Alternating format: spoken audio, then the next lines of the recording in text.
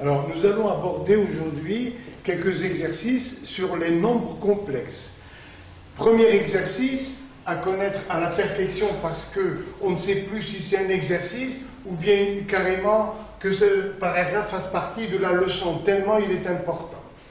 Résoudre dans l'ensemble des nombres complexes l'équation z carré plus z plus 1 égale 0. C'est une équation à coefficient réel. Alors, je l'écris ici, z2 plus z plus 1 égale 0. Les coefficients, bien sûr, sont a égale 1, b égale 1 et c égale 1. Cherchons delta. Delta égale b2 moins 4ac. Ça fait 1 moins 4, c'est-à-dire moins 3. Donc, delta égale 3 fois moins 1, c'est-à-dire 3 fois i carré. Donc, les solutions sont z1 égale moins b, ça fait moins 1, moins i racine de 3 sur 2. Et l'autre, on change le signe devant i, z2 égale moins 1 plus i racine de 3 sur 2. Alors, je commence par z2 pour faire apparaître partie réelle et partie imaginaire. Égale moins 1 demi plus i racine de 3 sur 2. Et z1 égale moins 1 demi moins i racine de 3 sur 2. C'est-à-dire cosinus pi de pi sur 3 plus i sinus de 2pi sur 3. Il faut bien sûr qu'il y ait le même angle des deux côtés. Et en coefficient, nous avons 1. C'est-à-dire, c'est un nombre complexe de module 1 d'argument 2pi sur 3 que l'on peut écrire sous forme exponentielle 1 exponentielle i 2pi sur 3. Et ce nombre, en particulier, dans presque tous les livres, on a l'habitude de l'appeler J. Très important. Et l'autre, eh bien, ça nous fait encore module 1 et argument 4pi sur 3. Ça nous fait donc cosinus 4pi sur 3 plus i sinus 4pi sur 3 ou moins 2pi sur 3, comme on veut, c'est équivalent. Alors, comment je fais pour trouver 4pi sur 3? Regardez, voilà le cercle trigonométrique, le voilà, de rayon 1, le sens positif. Alors, si je prends la partie réelle de z2, moins 1 demi, et racine de 3 sur 2, voilà le point M1, image de Z2. Ça nous fait quel angle? Eh bien, ça nous fait l'angle de pi sur 3, 120 degrés. Ici, c'est moins 1 demi. Et l'autre, pour Z1, moins 1 demi partie réelle, moins racine de 3 sur 2 partie imaginaire. Ce sont les coordonnées du point M2. Jusqu'ici, nous avons un arc égal à pi. Et là, il y a en valeur absolue pi sur 3 que je retrouve là. Finalement, quelle est l'abscisse de ce point dans le cercle trigonométrique? Eh bien, ça fait pi plus pi sur 3, c'est-à-dire 4pi sur 3.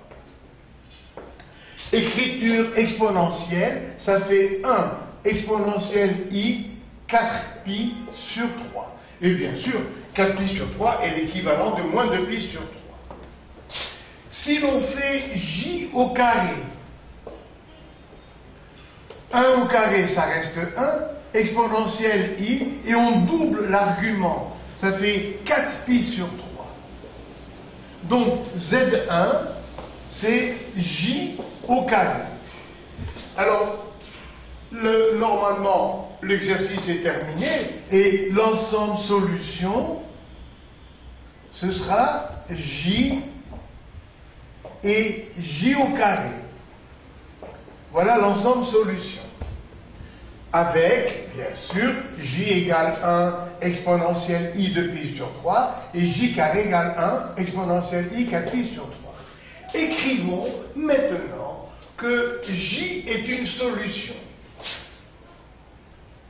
Ça nous fait 1 plus j plus j2 égale 0. Maintenant, nous allons traduire en vecteur cette égalité de nombres complexes. Alors, 1 est représenté par le vecteur OA, plus J, voilà la position de J, exponentielle I de pi sur 3, est représenté, on va mettre maintenant les lettres B et C, voilà. Alors, représenté par le vecteur OB. Et J carré, le voilà, J carré. On va l'appeler C pour revenir aux lettres qu'on aime bien, ABC. OA plus OB plus OC égale vecteur nul. Voilà l'écriture en nombre complexe et la traduction en vecteur. Parce que chaque nombre complexe est l'affixe d'un vecteur ou d'un point. Calculons J4. D'abord J3, pardon. J3. Eh bien, prenons la forme exponentielle. Et on va calculer J au cube. Ça fait 1 exponentielle I. 2 pi sur 3 au cube. On multiplie par 3. 6 pi sur 3, ça fait 2 pi. Ça vaut 1. Fois 1, ça reste 1. Donc J3 est égal à 1. Maintenant, calculons J4. J4 égale J3 fois J.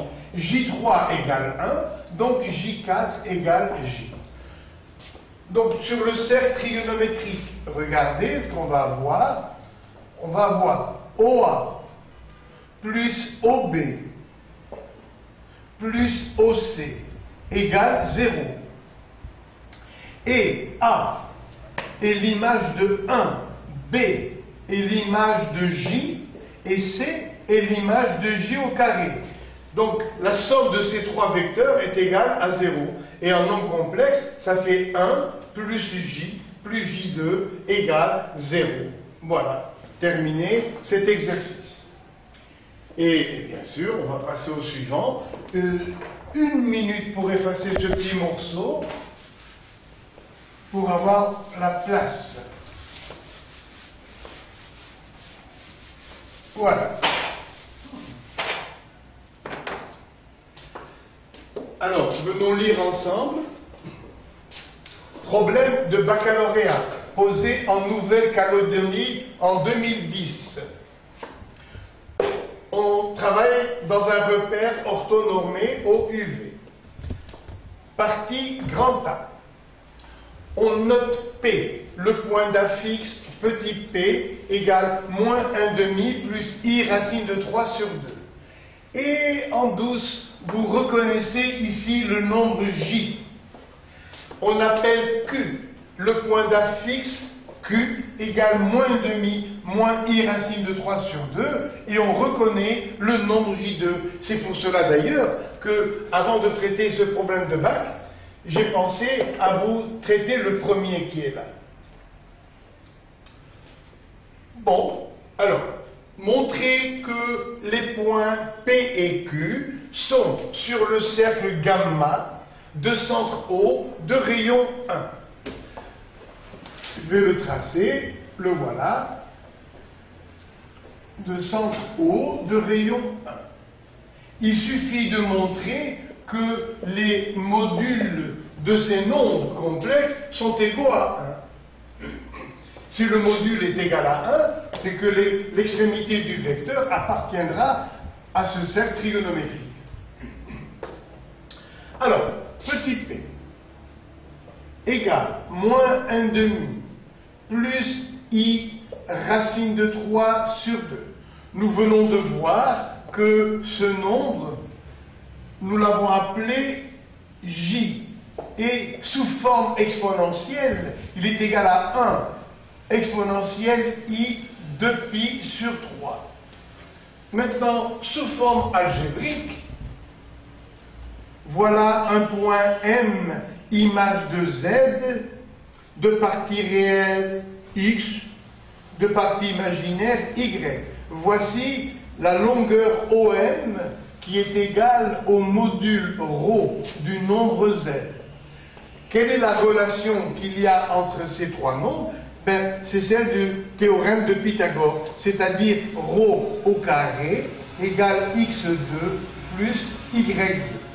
Partie réelle au carré plus partie imaginaire au carré. Alors, ici, la partie réelle, c'est moins 1/2.